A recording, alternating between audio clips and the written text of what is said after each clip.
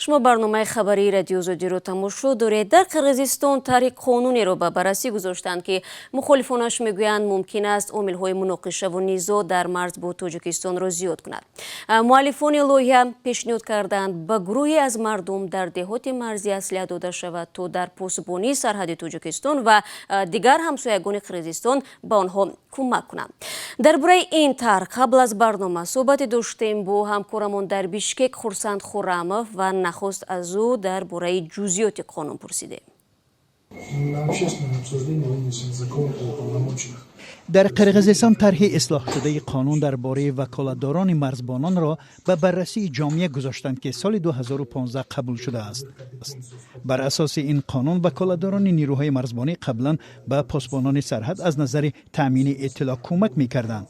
حالا مؤلفان طرح پیشنهاد دارند که به این افراد حقوق اضافی داده شود تا آنها پس از تمرین مخصوص با خود اسلحه بگیرند. به عقیده مؤلفان طرح این قانون کمک می‌کند از دست درازی به تمامیت ارضی جمهوری پیشگیری شود. به قول آنها مردم منطقه مرزی محل زیست خود را خوب می‌دانند و می‌توانند به مرزبانان در посбонии سرحد کمک رسانند. مخالفان قانون برعکس می‌ترسند مسلح کردن مردم عادی می‌تواند پیامدهای فلاکتبار داشته باشد. حالا گفتن مشکل است که طرح نو قانون قبول می‌شود یا نه و چه تأثیری به نواحی نزدیمرزی می‌گذارد.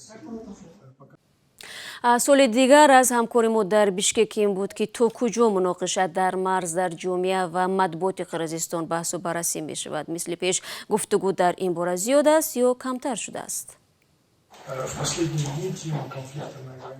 روزهای اخیر موضوع نزاع در مرز به تدریج موضوع دوم درجه می شود. در مطبوعات بیشتر مسئله ملی کردن کان طلای قمتار را بررسی می کنند که تشبثکارش حکومت است.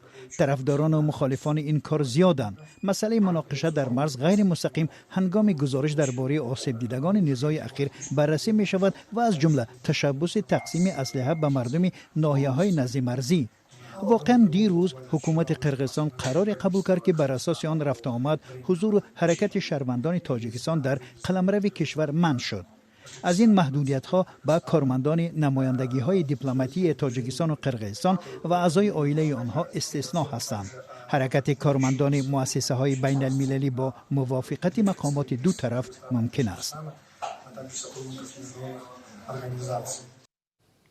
تشکر از همکارم خورسند خورمов که از بیشکک صحبت میکرد. یادآور میشوم در مناقشه آخر ماه اپریل در سرحدی تاجیکستان و قرغیزستان تقریبا 50 نفر از دو طرف کشته و 300 نفر زخمی شدند.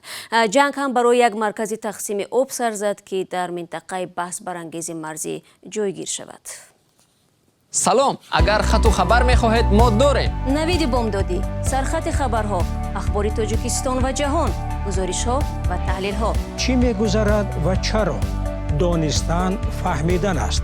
ضمیمه یا اپ ما را بگیرید.